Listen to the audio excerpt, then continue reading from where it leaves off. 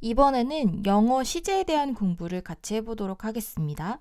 목차를 한번 살펴보면 맨 처음에 현재 시제부터 나오죠. 현재 시제, 과거 시제, 미래 시제, 진행 시제, 현재 완료 시제까지 크게 5가지에 대해서 공부를 같이 해볼 거예요.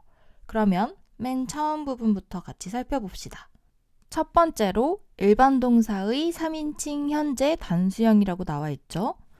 설명을 한번 보면 주어는 문장에서 맨 앞에 오는 동사 앞에 오는 요소를 이야기하는 거죠. 우리가 이 용어에 대한 부분은 아마 다다음 주쯤에 공부를 하게 될 거예요. 사실 챕터 1의 뒷부분이 이 용어에 대한 부분인데 지금 공부하기에는 아직 조금 어려울 것 같아서 조금 더 이따가 배우게 될 겁니다. 주어가 첫 번째 3인칭이래요. 3인칭이면 우리 인칭 공부했었죠. 1인칭은 나를 포함하는 것들, 2인칭은 너를 포함하는 것들, 그리고 나도 너도 아닌 것들을 3인칭이라고 했죠. 첫 번째 3인칭, 그리고 두 번째 단수. 단수는 복수냐 단수냐를 이야기하는 거죠. 하나를 가리키는 요소일 때. 그러니까 대인은 안 되겠죠. 대인은 3인칭이어도 복수이기 때문에 안 되는 거예요. 예를 들어서 he나 she 혹은 사람이 아니어도 it 같은 혹은 사람 이름 같은 게 올 수 있죠. 이런 것들일 때 일반 동사의 현재형은 현재 시제에는 s를 붙여야 된다. 사실 이 부분은 우리 초등학교 때에도 많이 했었기 때문에 이미 알고 있는 규칙일 거라고 생각이 들어요. 이 다음에는 대표적인 몇 가지 규칙들이 있습니다. 일반적으로 제일 첫 번째 기본 규칙은 s만 이렇게 붙이는 거예요. 동사 다음에 s만 붙이기. 그런데 만약에 스펠링을 기준으로 단어가 o로 끝나거나 s, x, she, she라고 발음되는 이런 요소들로 끝날 때에는 이를 한번 써주고 s를 붙인대요. 규칙이니까 기억을 먼저 잘 해두세요. 그리고 그 다음에 또 다음에 규칙들이 나오는데 두 번째로 y로 끝나는 동사에 대해서 한번 같이 살펴보도록 할게요. y로 끝나는 동사는 크게 앞에 자음이 있냐, 모음이 있냐로 나뉘어져 있죠. 자음과 모음이 무엇일까요? 어렴풋이 알고 있는 친구들도 있을 거예요. 한번 정리를 해보면 일단 먼저 모음은 영어 발음상 아, 에, 이, 오, 우로 발음이 되어지는 부분이에요. 그리고 자음은 이 아, 에, 이, 오, 우 외에 나머지 발음들을 이야기합니다. 그런데 여기에서 한 가지 주의해야 할 부분이 있어요. 한국말은 우리가 굉장히 과학적이라고 하죠. 우리가 한국인이라서 그렇게 말하는 게 아니라 정말로 우리 스펠링 보면은 이렇게 아 라고 적혀 있는 건 한 가지 소리만 나죠. 우리 기억은 그 소리만 나죠. 그런데 영어는 한 가지 스펠링이 여러 가지 발음이 되어질 수가 있죠. 예를 들어서 bus 할 때 요 u는 어라고 발음이 되죠. 그런데 y 하나만 더 붙여봐요. y 하나만 더 붙이면 busy 이 발음이 되죠. 영어에서는 스펠링 하나가 여러 가지 사운드를 낼 수가 있어요. 그래서 여기에서 모음이라고 하는 건 스펠링 기준이 아니라 이렇게 표시를 해놓으면 요건 발음 기호 기준이라는 거예요. 그래서 스펠링을 기준으로 하는 게 아니라 발음 기준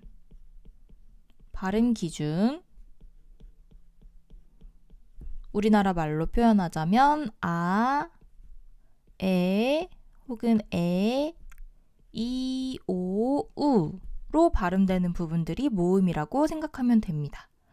예를 들어서 요런 단어 우리 알고 있죠. university. 요런 단어에서의 u는 우로 발음되지 않고 u로 발음이 되죠. 우리가 아, 에, 이, 오, 우만 모음이라고 했기 때문에 이렇게 u가 만약에 u로 발음이 된다면 이 부분은 모음이 아닙니다. 요 u는 자음이라고 봐야 돼요. 그렇기 때문에 항상 입으로 발음을 한번 해보고 판단을 하면 좋을 것 같아요. 규칙을 마저 보면 그래서 만약에 앞에 자음이 있고 자음 플러스 y로 끝난다 라고 하면 y를 i로 바꾸고 es를 붙입니다. 예를 들어서 요 y로 끝나는 동사 앞에 보면은 P는 IAO에 해당되는 모음이 아니죠. 자음이에요. 그러면 y를 i로 바꾸고 es를 붙인다. cry. 앞에 y 그리고 앞에는 자음이 있죠. 그래서 i로 바꾸고 es, cries. 이렇게 쓴다는 거예요. 두 번째, 만약에 y 앞에 모음이 있다. 자음이 아니라 모음이 있다 하면 원래 첫 번째 기본 규칙대로 그냥 s만 붙이면 됩니다. 예를 들어서 단어에 by라고 나와 있는데 여기에서 요 u는 i라고 발음이 되죠. 그래서 앞에 있는 요 u도 모음이에요. 그러면 y를 i로 바꾸지 않고 바로 s만 붙인다. pays, s만 붙이는 거. enjoy, 앞에 o도 모음이죠. oe. 니까 s만 붙인다. 이런 경우들이 있었어요. 이 밑에 불규칙 동사 나와 있는데 불규칙 동사들은 밑에 다시 한번 정리가 되어 있기 때문에 넘어가도록 할게요. 다음 부분으로 넘어가면 이제 발음 문제가 나옵니다.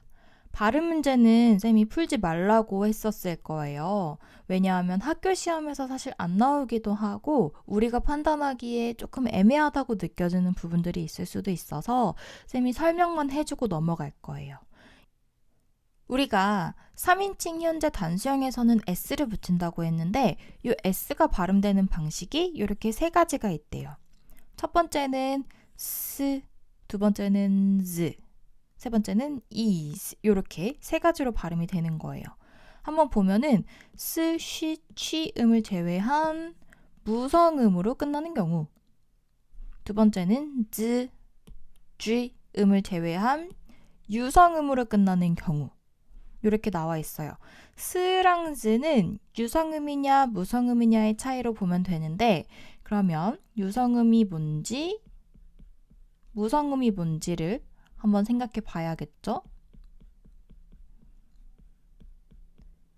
유와 무의 차이이기 때문에 무언가가 있고 없고의 차이겠죠? 이 두 번째 성은 우리 목에 있는 성대를 얘기하는 거예요. 그래서 이제 무성음이라고 하면은 성대의 떨림이 없는 음. 사실 우리나라 말에서는 요 무성음은 거의 없어요. 근데 영어에서는 무성음과 유성음이 구분이 됩니다. 그럼 반대로 유성음은 성대 떨림이 있는 음을 얘기하는 거겠죠?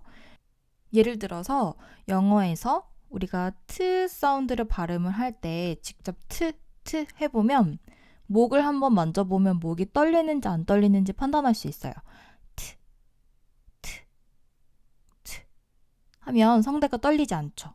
요런 트 같은 사운드는 영어에서는 무성음이라고 하는 거예요.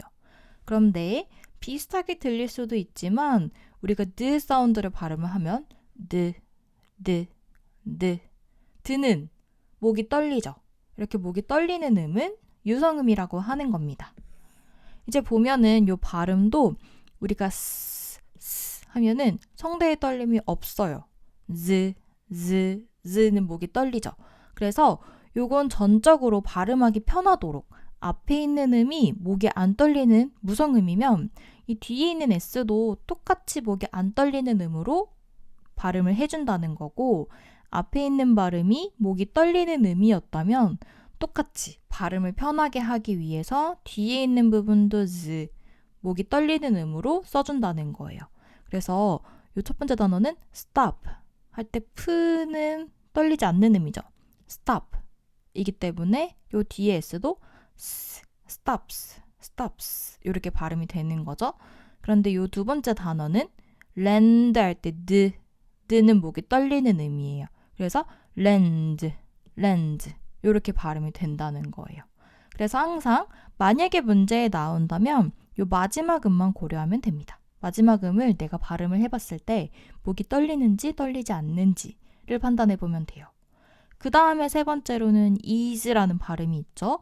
is라는 발음은 뭐라고 나와 있냐면 스, 즈, 이거는 쉬라고 발음이 되는 부분이요. 쉬, g 이런 음으로 끝날 때에는 is라고 발음이 한다 라고 나와 있는데 이건 무슨 말이냐. 만약에 단어가 이미 앞에서 s랑 비슷한 음으로 끝나요. 그런데 만약에 3인칭 단수 현재라서 또 s를 붙여요. 그럼 발음하기가 어렵겠죠. 예를 들어서 이렇게 mix가 있는데 mix 할 때 마지막에 s로 끝나죠. 근데 만약에 s만 붙이면 mix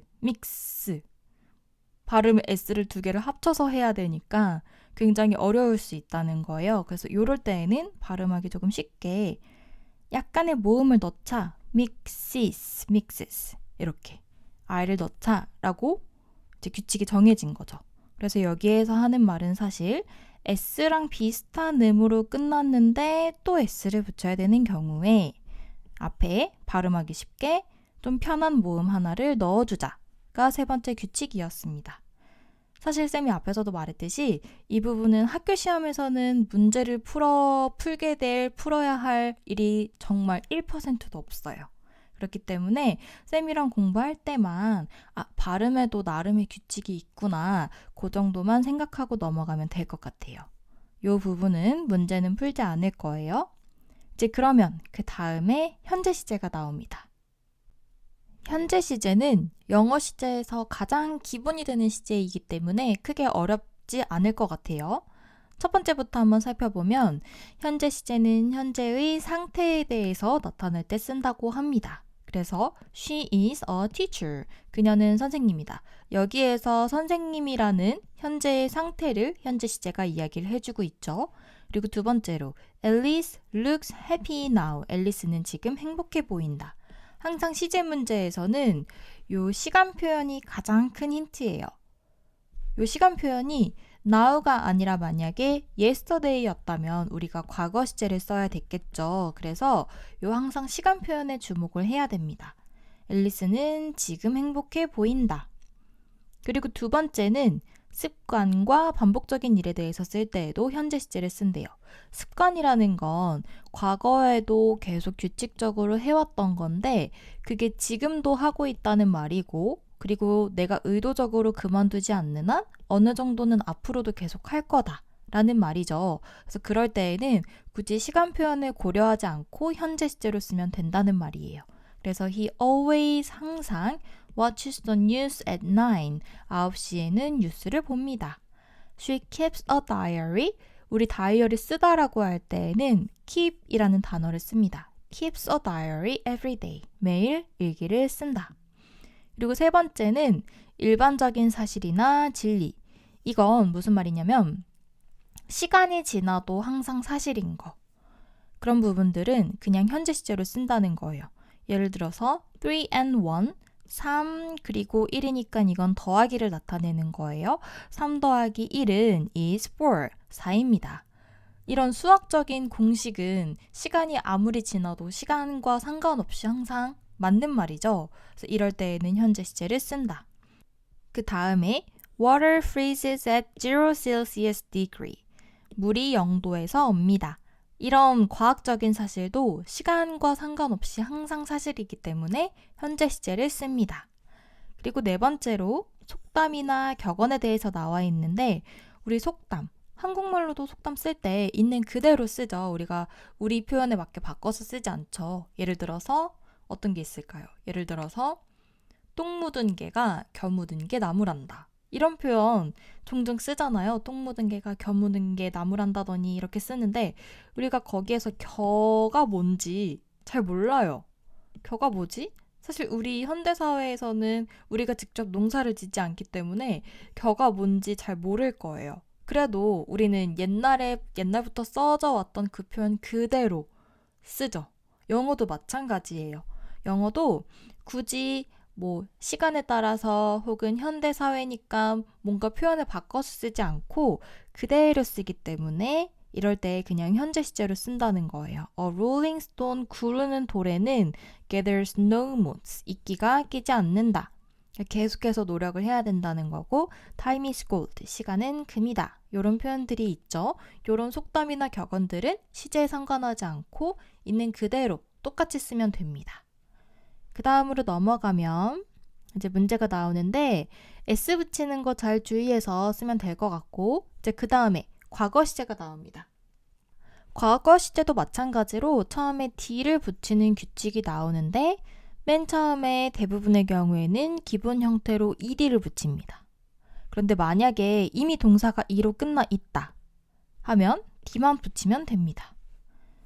그리고 이제 단모음, 단자음이 나오는데 우리가 아까 자음, 모음 했었죠. 그리고 앞에 단이 붙어요. 우리가 이 단은 어디서 봤냐면 단수, 복수. 단수, 복수할 때 이 단이에요. 그러니까 다시 말하면 모음 하나, 자음 하나일 때를 이야기하는 거예요. 예를 들어서 drop 이라는 이 단어는 앞에 모음 하나, 왜냐면 요 앞에 요 r은 자음이죠. 그리고 자음 하나. 이렇게 모음 하나, 자음 하나로 끝나고 있죠. 그러면 마지막 자음을 하나 더 쓰고, 그러니까 P를 한 번 더 쓰고 ed를 붙인다. 이렇게 나와 있는 거예요. 그런데 사실 이 부분은 예외가 있기 때문에 굉장히 어렵게 느껴질 수 있어요. 밑에 한번 CF 부분을 보면 강세가, 여기에서 말하는 강세는 억양을 얘기하는 거예요. 악센트가 앞에 오는 이음절 동사의 경우, 이음절이라고 하는 거는 음이 두 개로 나뉘어지는, 예를 들어서 이런 것들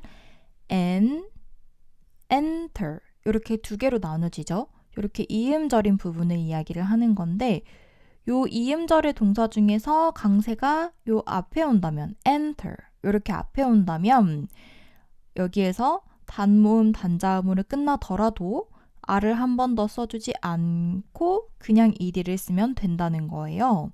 그런데 사실 우리가 강세까지 알면서 공부하기가 쉽지가 않죠. 우리가 요거 enter라고 읽을 수는 있지만 여기에서 enter인지까지 정확하게 알기는 어렵잖아요. 그래서 사실은 규칙이라고 하기는 하지만 우리에게는 좀 쓸모없는 규칙이기는 해요. 이 부분은 규칙으로서 기억하려고 하기보다는 많이 봐서 기억을 하는 거. 예를 들어서 우리가 go라는 동사는 완전 불규칙으로 과거형일 때에는 gould가 아니라 went가 된다. 이런 거 사실 굉장히 어려운 부분인데 많이 쓰다 보니까 저절로 기억을 하게 되잖아요. 마찬가지로 이렇게 기본적인 동사들은 규칙보다도 많이 보면서 저절로 기억이 나게끔 하는 게 가장 좋아요. 그래서 밑에 문제를 풀다 보면 이 부분에 해당되는 부분들은 좀 틀리게 될 수도 있어요. 그래도 괜찮고 틀리는 대신에 틀려가면서 한 번 더 기억해야지, 틀려가면서 한 번 더 주의를 해야지 라고 좀 짚고 넘어가는 부분이었으면 좋겠습니다. 그 다음에 넘어가면 그 다음 규칙이 나와요. 이 부분은 S 붙이는 규칙에서 했었기 때문에 똑같은 규칙이라서 금방 넘어갈 수 있을 것 같아요. 아까 자음 플러스 Y, 모음 플러스 Y 다 했었죠? 이번에도 마찬가지로 자음 플러스 Y로 끝날 때에는 Y를 I로 바꾸고 ed를 붙인다. 만약에 앞에가 모음이다 하면 그냥 ed만 붙인다 라고 나와 있죠. 예를 들어서 cry라는 동사는 ra라는 자음 플러스 Y이기 때문에 자음 플러스 Y라서 Y를 I로 바꾸고 ed. study도 자음 플러스 Y죠. 그래서 Y를 I로 바꾸고 ed. 그런데 만약에 요 밑에 단어처럼 enjoy처럼 Y 앞에 자음이 아니라 모음이라면 그냥 ed만. play처럼 Y 앞에 A면 ed. 이렇게 되는 거죠. 그래서 밑에 나오는 동사들도 규칙을 한번 잘 생각하면서 문제를 풀어보세요. 그 다음에 똑같이 발음이 나와요. 이 부분도 마찬가지로 S 붙이는 발음이랑 똑같이 발음이 문제에는 나오지 않기 때문에 이번에 공부하면서 발음도 나름의 규칙이 있구나 이 정도만 생각하고 넘어가면 될 것 같아요. 이번에도 마찬가지로 트는 무성음일 때, 그래서 앞에가 p로 끝날 때 똑같이 발음하기 편하라고 t로 발음을 한다. 그런데 만약에 끝나는 음이 무성음일 때 v로 끝나면 목이 떨리고 있으니까 vt 이렇게 발음하기 어렵잖아요. 그러니까 그럴 때에는 같이 유성음으로 would, lived 이렇게 발음이 된다는 거죠. 그리고 세 번째로 단어가 만약에 t나 드 음으로 끝날 때, 그럴 때에는 예를 들어서 요 want 단어처럼 이미 t로 끝나는데 요 d를 발음하기가 어렵죠. wanted 이렇게 발음하기가 어려우니까 모음을 하나 추가해줘서 eat, wanted, visit, visited 이런 식으로 살짝 모음을 추가해준다. 이렇게 세 가지로 구분이 되는 겁니다. 이번에도 마찬가지로 문제는 풀지 않아도 됩니다. 그 다음에 대망의 불규칙 변화형이 나와요. 혹시 이전에 학원을 다니면서 이 불규칙 동사에 대해서 요 세 가지 형태를 다 한꺼번에 외우는 공부를 했던 친구들도 있을 거예요. 사실 이 부분은 기본적으로 외워야 되는 부분들이에요. 예를 들어서 우리가 소은이는 이를 붙여서 소은이는 이라고 하는데 은서는 우리가 은서 하고 이는 이라고 안 하고 그냥 는이라고 하죠.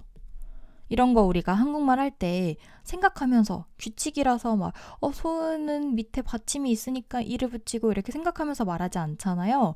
영어도 마찬가지로 요 정도는 기본적으로 우리가 규칙이라기보다는 당연히 외워서 기억을 해야 되는 부분들이긴 합니다. 즉 그 중에서도 나름 몇 가지 유형이 있기 때문에 그걸 알고 외우면 조금 더 효율적으로 공부를 할 수 있겠죠. 처음에 나오는 게 AAA형이에요. AAA형은 말 그대로 요 세 가지가 생긴 게 같다는 거예요.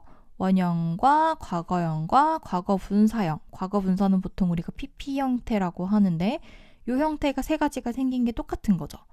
근데 나름 이렇게 보다 보면은 한 가지 공통점이 있는 게 보통 이렇게 트로 끝나는 것들이 좀 많아요. 트로 끝나는 한 음절, cost, hit, hurt 이렇게 한 음절의 단어들이 좀 많기는 한데 다 그런 건 아니니까 대부분 그렇구나 이렇게 생각하고 넘어가면 되고 이번을 보면은 A, B, B형은 그러니까 요 과거형이랑 과거분사형이 같다는 거겠죠. 그래서 bring의 과거형은 brought인데 과거분사형도 brought. 요 A, B, B형이라고 기억하고 있으면 굳이 세 가지를 외울 게 아니라 요 두 개는 같으니까 한 가지 형태만 외워도 두 개 다 적용할 수 있겠죠. 그리고 이제 보다 보면은 이렇게 두 가지 형태가 있는 경우도 있어요. 이런 경우에는 둘 다 맞습니다. 둘 중에 기억하기 편한 걸로 우선은 기억을 해두면 될 것 같아요. 그리고 넘어가서 쭉 보면은 똑같이 ABB 형태의 동사들이 정말 많이 나와 있고 마지막에 ABC. ABC는 다 다른 거죠. 다 다르기 때문에 따로 기억을 해둬야 됩니다. 우리가 가장 흔하게 쓰는 비동사. 비동사는 원형은 그냥 be예요. 이름도 비동사잖아요. 근데 시제에 맞게 바뀔 때 뭐 am, are, is 이렇게 바뀌는 거고 과거형은 was, were, 분사형은 been 이렇게 나와 있죠. 그리고 나머지 부분들도 이제 과거형이랑 과거분사형이 생긴 게 다르기 때문에 따로 기억을 해두면 좋을 것 같아요. 이번에 문제 풀 때는 밑에 이제 또 추가로 ABA형도 있어요. 이번에 문제 풀 때는 쌤이 굳이 꼭 기억을 해서 암기해서 풀라고 하진 않을 거예요. 이번 문제 풀 때의 목표는 다 맞추는 거예요. 무슨 말이냐면 기억이 잘 안 나면 위에 한번 찾아보면서 꼭 웬만하면 다 맞출 수 있도록 시간이 좀 걸리더라도 꼭 찾아가면서 문제를 풀면 좋을 것 같아요. 이제 빨리 푸느라고 내가 아는 걸로 대충 감으로 찍어서 풀면 많이 틀리겠죠. 근데 문법은 이제 처음에 풀 때 시간이 조금 더 걸리더라도 꼼꼼하게 푸는 게 낫지 틀린 거 다시 고치는 거 너무너무 힘들어요. 그렇기 때문에 이번에도 잘 모르겠다 하면 위에 충분히 찾아보면서 확인해가면서 문제를 풀면 좋을 것 같아요. 그 다음에 다음으로 넘어갑니다. 다음에는 과거 시제가 나오죠. 과거 시제는 말 그대로 현재를 기준으로 이미 지나간 일일 때. 그래서 과거 시제는 과거에 이미 끝난 동작이나 끝난 상태 혹은 역사적인 사실도 지나간 일이니까 이런 걸 표현할 때 쓴다 라고 나와 있는데 정말 중요한 거 앞에서도 쌤이 얘기했었는데 항상 요 시제 문제를 풀 때에는 시간 표현에 집중을 해야 됩니다. 무슨 말이냐면 첫 번째 예문을 보면 It was sunny yesterday. 여기에서 시간 표현은 요 yesterday예요. 요 yesterday가 있기 때문에 과거구나 라고 판단해서 동사가 was가 되는 건데 만약에 여기에서 yesterday가 아니라 today가 나왔어요. today가 나왔으면 요 시간 표현 때문에 was가 아니라 is가 돼야겠죠. 무슨 말이냐면 항상 문장에서는 시제라는 부분은 현재 시제도 와도 되고 과거 시제도 와도 되고 대부분의 시제가 다 와도 돼요. 그런데 우리가 문제 풀 때에는 정답은 하나잖아요. 그 하나일 수밖에 없게 만드는 게 다 바로 요 시간 표현이기 때문에 항상 요 시간 표현을 근거로 문제를 풀어야 됩니다. 두 번째 예문도 We went to the movies. 만약에 여기까지만 있었다. 요 뒷부분 없었다. 하면 went도 맞을 수 있고 현재에 간다 라고 한다면 go도 올 수 있고 미래에 갈 거면 will go도 되겠죠. 그런데 이 문장에서는 요 바로 과거를 나타내는 시간 표현 last weekend가 있기 때문에 시제도 went가 돼야 된다는 겁니다. 그 다음에 마지막으로 The Korean War, 한국전쟁은 broke out, break out 하면 일어나다, 어떠한 사건이 발발하다 이런 뜻이에요. 근데 여기 마지막에도 시간 표현 in 1950가 나와 있죠. 그래서 1950년에 일어났다 라고 이야기할 수 있는 겁니다. 그래서 밑에도 보면 무조건 시간 표현을 힌트로 삼아서 왜냐하면 과거 시제 부분이지만 문제는 앞에서 나왔던 현재 시제도 섞여 있을 거예요. 그렇기 때문에 무조건 과거 시제 고르지 말고 시간 표현을 잘 파악해서 해석을 하면서 문제를 풀어보도록 하세요. 그 다음에 이제 미래 시제가 나옵니다. 미래에 있을 일에 대해서 설명하는 방법이 두 가지가 있죠. will하고 be going to가 있습니다. 설명을 한번 보면 will이나 be going to를 사용하여 미래 시제를 표현할 수 있다 라고 나와 있죠. 우리가 will은 조동사라고 배우기 때문에 이 will 다음에는 바로 동사 원형이 오면 됩니다. be going to도 마찬가지이기는 한데 이 be going to를 쓸 때에는 이 비동사 부분이 앞에 있는 이 비동사 부분이 주어에 따라서 적절하게 선택이 되어야 하죠. 예를 들어서 1인칭일 때 I는 am, 그리고 3인칭 단수 현재일 때에는 is, 그리고 나머지 복수 형태일 때에는 are를 쓰죠. be going to 그리고 똑같이 동사 원형을 쓰면 됩니다. 아마 지금까지는 will과 be going to가 같다고 배웠을 거예요. 물론 대부분의 경우에 이 will과 be going to를 구분 없이 똑같이 쓰기는 하지만 중학교로 넘어가면 이 will과 be going to의 차이점에 대해서도 공부를 하게 됩니다. 다음 페이지에 바로 will과 be going to의 차이점이 나오는데 이 부분을 읽어보기 전에 쌤의 방식대로 한번 정리를 먼저 해볼게요. will과 그리고 be going to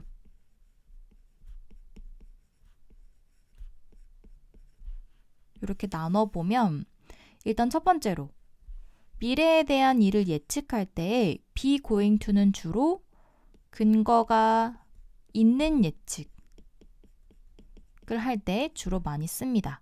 반대로 will은 근거는 딱히 없지만 어떠한 미래의 예측을 할 때 주로 많이 씁니다.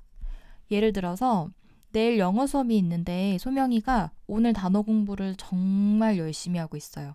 막 20번씩 써보기도 하고 말로도 막 해보고 듣기도 하고 예문도 한번 보고 이러면서 정말 열심히 공부하고 있어요. 현재 소명이의 공부하고 있는 모습을 근거로 삼아서 예측을 해보니까 소명이는 내일 영어 시험을 잘 보고 칭찬을 받겠구나.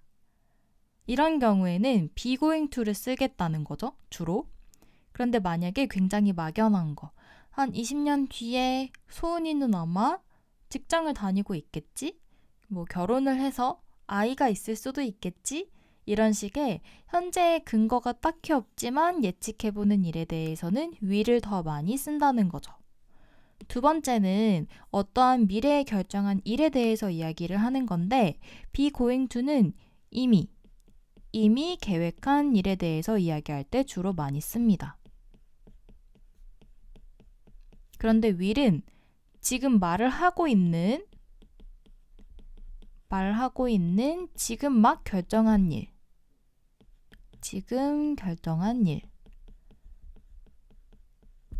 를 표현할 때 주로 많이 씁니다. 예를 들어서 은서가 화장실을 다녀왔는데 불이 켜져 있어요. 그때 아빠가 은서야 화장실 불 꺼야지 라고 이야기를 하는데 만약에 은서가 불을 켜두고 온 걸 몰랐어요. 아빠 말을 듣고 지금 막 알았어요.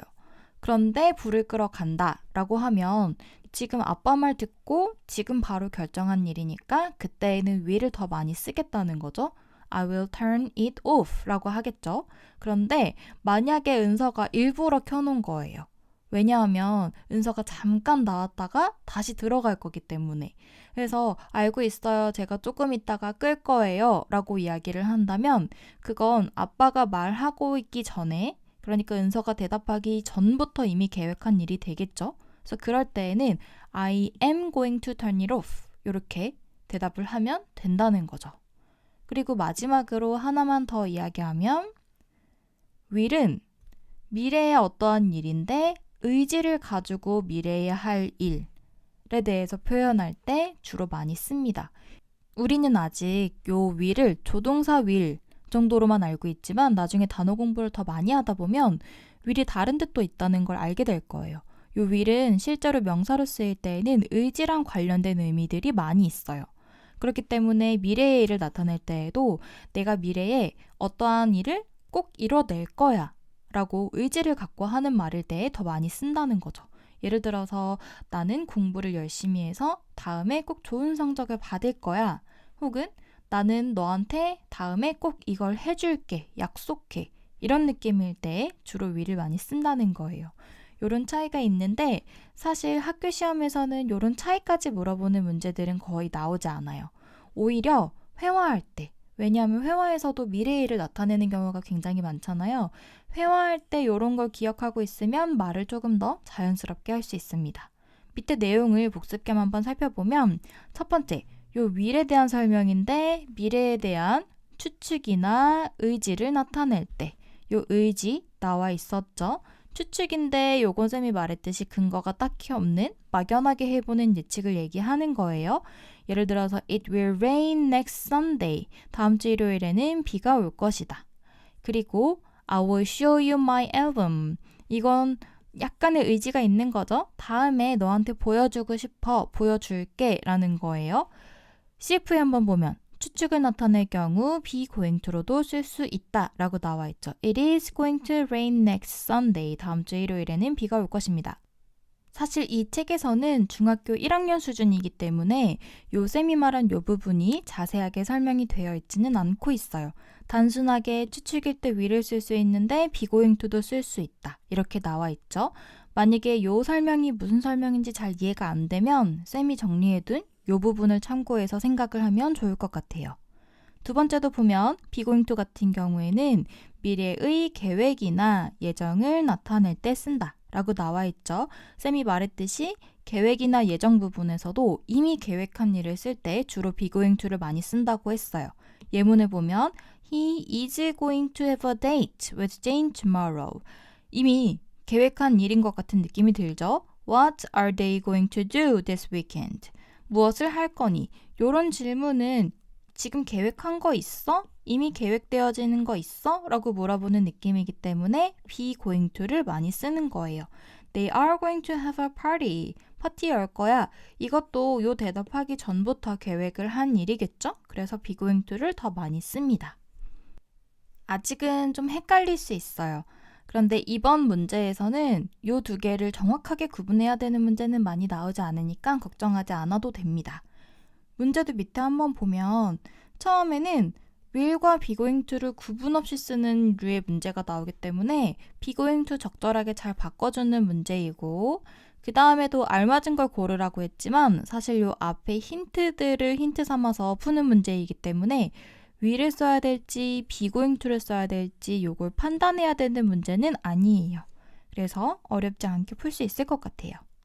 밑에 이제 요 부분은 질문에 대한 답을 쓰는 건데 이 부분은 쌤이 힌트를 하나 주자면 보통 우리가 질문에 대한 대답을 해야 될 때에는 주로 99% 항상 질문에 주어진 그대로 똑같이 옮겨 쓰면 됩니다. 무슨 말이냐면 1번에 질문할 때 be going to를 썼죠. 그러면 대답할 때에도 be going to 시제 쓰면 돼요. 2번에는 will을 썼죠. 그럼 대답도 will 사용해서 쓰면 돼요. 3번은 be going to로 물어봤죠? 그럼 대답할 때에도 be going to 쓰면 돼요. 그래서 이 부분에서도 요 시제 중에 어떤 걸 써야 될지에 대한 고민은 크게 하지 않아도 됩니다.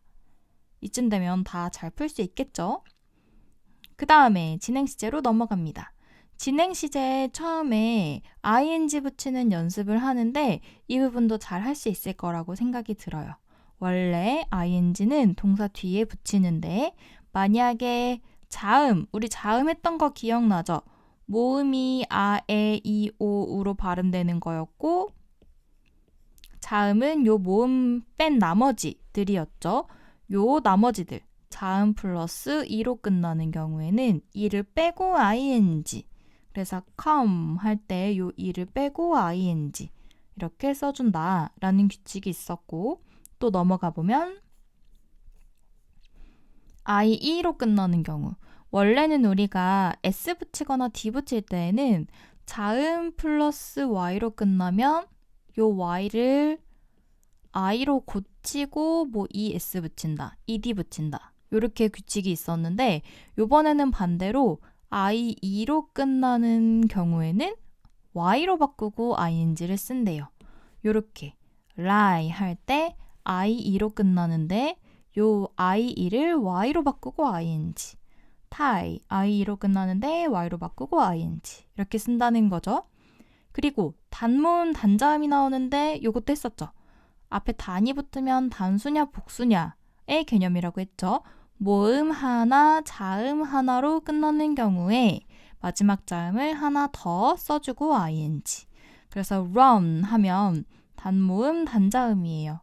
그러면 요 자음 하나 더 써주고 ing. get, 모음 플러스 자음이에요. 그러면 자음 한 번 더 써주고 ing. 이렇게 쓴다는 거죠. 여기에서도 여전히 예외는 있어요. 강세는 세기를 얘기하는 거죠. 강세가 앞에 오는 이음절 동사의 경우 약간 데자뷰인가? 앞에서 똑같이 이 표현이 나왔었죠. 이렇게 두 음절로 이루어졌는데 enter 두 음절로 이루어졌는데 강세가 여기 앞에 있는 경우 이럴 때에는 단모음, 단자음으로 끝나더라도 R을 한 번 더 써주지 않고 그냥 ing만 쓴다 라고 나와 있는데 사실 이 부분 쌤이 앞에서도 얘기했듯이 강세까지 우리가 외워가면서 공부하지는 않기 때문에 사실 이걸 규칙이라고 생각하긴 어려워요. 우리는 많이 보고 자연스럽게 기억하는 게 제일 좋을 것 같아요. 그래서 이 부분을 기억하면서 밑에 문제를 한번 풀어보고 넘어가서 이제 드디어 기본 시제가 나옵니다. 현재 진행 시제와 과거 진행 시제. 우리가 진행 시제 공부할 때 정말 실수를 많이 하는 게 진행 시제는 어떻게 생겼을까요? 우리가 진행 시제 뭐야? 라고 물어보면 주로 ing가 너무 강렬해서 ing만 떠올리게 돼요. 그런데 정말 중요한 건 앞에 비동사 절대 빼먹으면 안 된다는 거. 진행 시제는 비동사 플러스 ing입니다. 그런데 현재 진행 시제면 요 비동사 부분에 am, are, is 현재 동사를 써주고 ing를 쓰는 거죠. 과거 진행 시제일 때에는 과거니까 was나 were를 쓰고 ing를 쓰는 거죠. 그래서 밑에 한번 살펴보면 이런 게 항상 힌트예요. now라고 되어 있는 거. 그래서 보면은 My father is watching television now. 지금 TV를 보고 계십니다. 라고 나와 있어요. 1번의 현재 진행형에 am, is, are 플러스 ing 뭐뭐 하고 있다 라고 나와 있죠. Ted is listening to pop songs. 테드는 대중가요를 듣고 있습니다. 인수 and 수지 are having lunch together. 인수와 수지는 점심을 함께 먹고 있습니다. 그런데 만약에 어젯밤이었어요. 어젯밤에 무언가를 하고 있는 중이었어요. 그럼 과거 진행형을 쓰겠죠. My father was working last night. 만약에 문제에 나온다면 항상 쌤이 시제 문제에서 강조하는 거 시간 표현. 시간 표현만이 답을 도출할 수 있는 유일한 힌트입니다. 여기 만약에 last night 대신에 now 있었으면 was가 아니라 is working으로 바뀌어야겠죠. 그래서 항상 시간 표현을 잘 찾아야 돼요. 이번에 과거 진행형은 was, were 플러스 ing 뭐뭐 하고 있었다. 그래서 Ted was listening to pop songs. 인수 and 수지 were having lunch together. 과거일 때에는 비동사 과거형으로 써줘야 한다는 거죠. 넘어가면 문제가 나오는데 진행형으로 쓰는 거 여기에서도 마찬가지로 비동사 빼먹지 말기 비동사 플러스 ing 형태 잘 써주면 됩니다. 넘어가서 이제 미래를 나타내는 진행 시제가 나오는데 한번 설명을 읽어볼게요. 현재 진행형으로 가까운 미래의 계획을 나타낼 수 있대요. 그러니까 다시 말하면 현재 지금 막 하고 있는 일이 아니더라도 미래의 일을 나타낼 수 있다는 거죠. 여기에 좀 어려운 표현처럼 느껴지는 게 나와요. 주로 왕래 발착을 나타내는 표현이라고 나와 있는데 이 왕래 발착 한자를 생각해보면 좀 쉽습니다. 왕래가 잦다, 왕래가 있다 이런 표현 들어본 적이 있을 거예요. 왕래는 한자로 올왕, 갈래라고 해서 오고 가는 걸 이야기해요. 오고 가는 거. 그리고 발착은 출발, 그리고 도착.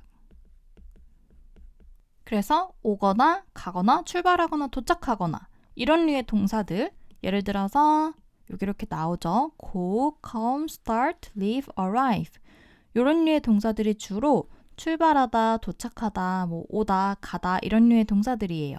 이런 류의 동사들은 주로 현재 진행형으로 써도 미래이구나 라는 걸 알 수 있다는 거예요. 그리고 그 외에도 다른 동사들이라도 미래를 나타내는 부사 혹은 부사 구와 함께 쓰이면 현재 진행형으로 미래를 나타낼 수 있다 라고 나와 있죠. 여기에서 말하는 미래를 나타내는 부사나 부사구는 말 그대로 미래를 나타내는 시간 표현이라고 생각을 하면 돼요. 사실 이 설명만 봤을 때는 이게 무슨 말이야 라고 생각을 할 수가 있는데 우리가 보통 미래의 어떤 일을 나타낼 때 be going to 라는 시제를 쓰죠. be going to. 그런데 좀 길어요. be going to 다음에 또 동사까지 써줘야지만 미래를 나타내는 표현이 되는 거예요. 너무 길기 때문에 만약에 이 시제 부분 외에 나 정확하게 미래의 일이야 를 나타낼 수 있는 시간 표현 같은 게 나오면 굳이 이렇게 길게 쓰지 말고 비동사 플러스 진행형 시제, 동사의 ing 요 형태로 써줘도 같은 의미라고 우리가 알아듣자 이렇게 바뀌었다고 생각을 하면 돼요. 예를 들어서 예문을 보면 We are going camping this weekend. 이번 주말에 갈 거야 라고 얘기하는데 요 이번 주말은 아직 오지 않은 미래의 시간 표현이에요. 미래를 나타내는 시간 표현.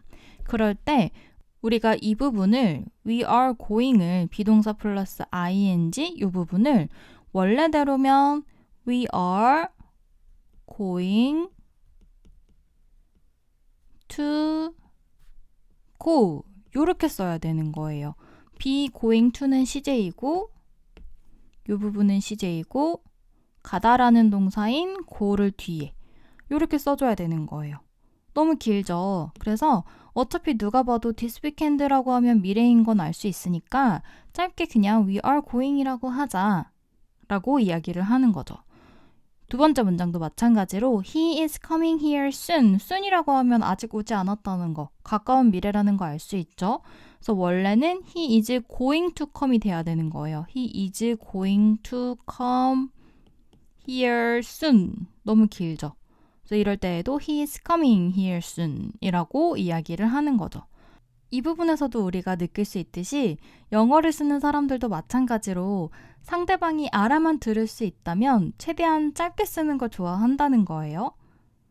정확한 미래를 나타내는 시간 표현이 있으면 굳이 be going to 대신에 비동사 플러스 ing를 쓴다는 거죠.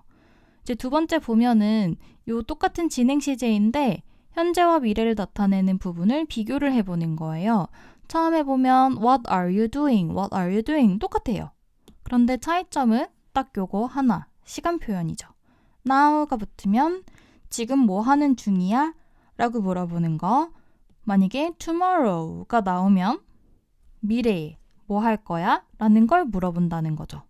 그래서 쌤이 계속 반복하듯이 시제 부분에서는 시간 표현을 정말 잘 봐야 됩니다.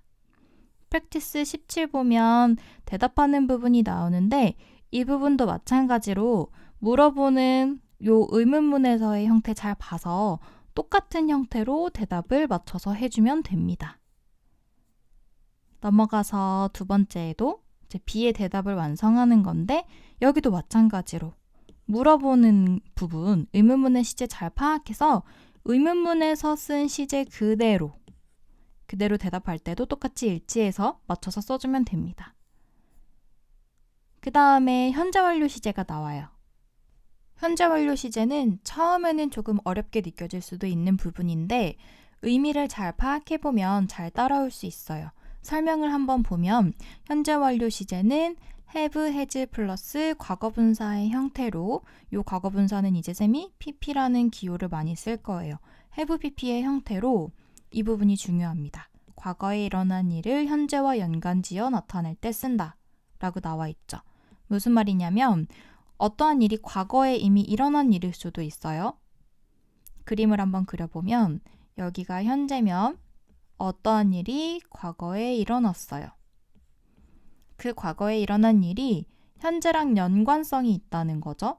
예를 들어서 이때 일어났지만 너무 강력한 일이거나 해결이 안 된 일이라서 이게 지금까지도 계속 영향을 미친다는 의미. 혹은 이때 일어나서 지금까지도 여전히 그 일이 계속되고 있다.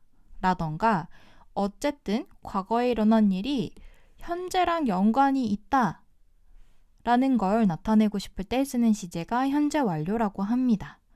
그래서 형태를 보면 have pp 형태라고 했는데 주어가 이렇게 1인칭, 2인칭 혹은 복수일 때에는 우리 have 동사를 쓰죠.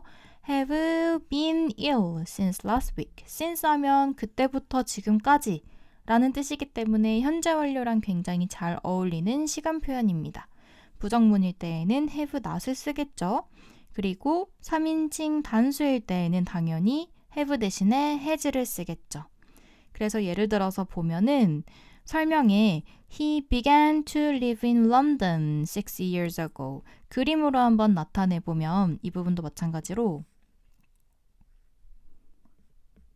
현재를 기준으로 봤을 때 6년 전에 예를 들어서 뭐 지금인지는 모르겠지만 그냥 우리는 편의상 지금이 2022년인데 2016년이라고 가정을 해볼게요. 2016년에 런던으로 이사를 왔어요. 그리고 지금까지 계속 살고 있어요. 요걸 한 문장으로 표현하고 싶을 때 바로 현재 완료를 쓰면 된다는 거죠. 그때부터 지금까지 계속 살고 있어 라고 할 때에는 요 live라는 동사를 현재 완료로 써서 have lived 라고 쓰면 된다는 거예요. 그리고 두 번째도 Have you ever been to Canada? 라고 물어봤어요. 내가 지금 현재를 기준으로 봤을 때 태어난 시점부터 지금까지, 과거부터 지금까지 요 기간 중에서 캐나다를 가본 적이 있니? 라고 물어보는 거기 때문에 이 부분도 마찬가지로 과거에서부터 지금까지 연관성이 있는 무언가를 물어보는 표현이 되는 거죠. 그럴 때 have pp 형태를 쓴다는 거예요. 쌤이 지금 설명하는 부분이 이해가 잘 되는지 모르겠어요. 왜냐하면 우리는 이 부분에서 늘 현재 완료 시제랑 이 과거 시제가 헷갈리기 때문이에요. 그런데 이 부분의 비교를 정말 잘 해야 됩니다. 현재 완료 시제 그리고 과거 시제. 이 두 부분은 중학교 올라가면 문제가 한 2학년, 3학년 초반까지 계속 나와요. 왜 중요하냐면 해석했을 때 한국말로는 표현이 똑같아요. 그렇기 때문에 이 부분은 절대로 해석으로 판단하면 안 되고 쌤이 말했듯이 이 시제가 가지고 있는 속뜻, 의미를 잘 파악을 해야 됩니다. 구분을 한번 해보면 그림으로 이렇게 나타내고 있죠. 그림을 이렇게 봤을 때 현재 완료는 과거에 어떤 일이 일어났어요. 그런데 이게 현재까지 계속 무언가 영향을 미치거나 계속되고 있을 때 쓰는 게 현재 완료입니다. 반면에 과거 시제 같은 경우에는 그냥 요 과거에 일어났어요. 현재랑은 상관이 없어서 이게 현재에도 영향을 미치고 있는지 아닌지는 요 시제만으로는 알 수 없어요. 그래서 설명을 한번 보면 1번에 과거부터 현재까지 계속되는 동작이나 상태를 나타낼 때 현재 완료를 쓴다 라고 나와 있죠. 그래서 예를 들어서 Steve has stayed, 그냥 stayed가 아니라 has stayed를 쓴다면 머물고 있는데 지금도 계속 머물고 있구나, 이렇게 생각을 하면 된다는 거예요. 반대로 과거 시제 같은 경우에는 과거에 이미 끝난 동작이나 상태, 그러니까 현재랑은 연관성이 없을 때, 요 두 문장을 보면 요 두 문장, 요 시제 빼고 다 똑같아요. 해석도 거의 똑같아요. 일본에 있었다, 일본에 있었다. 그렇기 때문에 한국말로 해석해봤을 때 차이점은 전혀 없기 때문에 해석으로 판단하면 절대 안 돼요. 해석이 아니라 그 아래에 있는 속뜻 보면은 일본에 있었는데 지금도 있구나 라는 속뜻. 그런데 요 그냥 stayed를 쓰면 과거에 그랬었구나, 지금은 잘 모르는구나, 지금은 아니겠구나, 요렇게 파악을 하면 된다는 거죠. 그래서 두 번째가 더 중요해지는 부분인데, 두 번째에서는 현재 완료는 기간을 나타내는 부사와 함께 쓸 수 있다고 했고, 과거 시제일 때에는 명백한 과거 시점을 나타내는 부사구와 함께 쓸 수 있다고 나와 있어요. 무슨 말이냐면 쌤이 계속 똑같이 그림을 그려서 비교를 하고 있는데, 현재 완료 같은 경우에는 어떠한 과거부터 지금까지를 나타내는 시제이죠. 그래서 시간 표현도 마찬가지로 이때부터 이때까지, 이때부터 지금까지 라고 기간을 나타내는 시간 표현하고 같이 쓰인다는 거예요. 반면에 과거 시제는 현재랑은 상관이 없어요. 현재랑은 전혀 연관성이 없고 그냥 과거에 요때 그 일이 일어났어 라고 표현하는 거기 때문에 요 한 점에 대한 시점을 나타내는 시간 표현이랑 같이 쓰인다는 거죠. 예를 들어서 since last year라고 하면 작년부터 지금까지 라는 기간을 나타내는 시간 표현이기 때문에 현재 완료랑 잘 어울리는 표현이에요. 하지만 a few days ago처럼 ago가 들어가는 표현은 그냥 그때부터 지금까지 이런 의미가 없고 그냥 그때이기 때문에 시점을 나타내는 시간 표현이라서 과거 시제랑 같이 쓰일 수 있다는 거죠. CF에 보면 의문사 when은 현재 완료 시제와 함께 쓰일 수 없다라고 나와 있어요. when도 마찬가지로 우리가 질문을 한번 생각해 보면 When did you clean your room? 이라고 하면 우리 대답을 어떻게 할까요? 예를 들어서 a few days ago, 며칠 전에 라던가 last Sunday 라던가 이렇게 딱 시점을 나타내는 시간 표현을 대답으로 하게 되겠죠. 언제 청소했어? 라고 물어봤는데 일주일 동안 했어. 일주일 전부터 하고 있어. 이렇게 이야기하지는 않죠. 그래서 when이라는 의문사는 현재 완료랑 쓰이지 않는다 라고 기억을 해두면 됩니다. 밑에 보면 문제 풀어야 되는데 사실 앞부분은 그렇게 어렵지는 않아요. 왜냐하면 여기 밑에 씬이 있네. 씬 있으면 씬은 PP 형태인데 그러면 앞에 have가 답이 되겠죠. 이런 식으로 나름의 유추를 할 수 있는 문제도 있고, 그리고 그 외에는 항상 쌤이 강조하듯이 시간 표현을 봐야 됩니다. since는 과거부터 지금까지 라는 시간 표현이기 때문에 현재 완료랑 더 어울린다던가, 아니면 5번 문제처럼 last year, 이 last year는 딱 요 과거 시점, 딱 요 전만 얘기해주는 시간 표현이죠. 그래서 이럴 때에는 단순 과거가 답이라던가 이렇게 시간 표현을 잘 두고 문제를 풀어야 해요. 오늘 진도는 여기까지입니다. 시제 부분은 ing 붙이거나 ed 붙이는 것처럼 굉장히 단순한 문제도 있고 또 현재 완료처럼 굉장히 어려운 부분도 같이 섞여 있어요. 온탕과 냉탕을 계속 오가는 기분일 수도 있는데 쌤이 도와줄 테니까 어렵더라도 한번 참고 고민을 해보는 시간을 가지면 좋을 것 같아요. 고생이 많았습니다.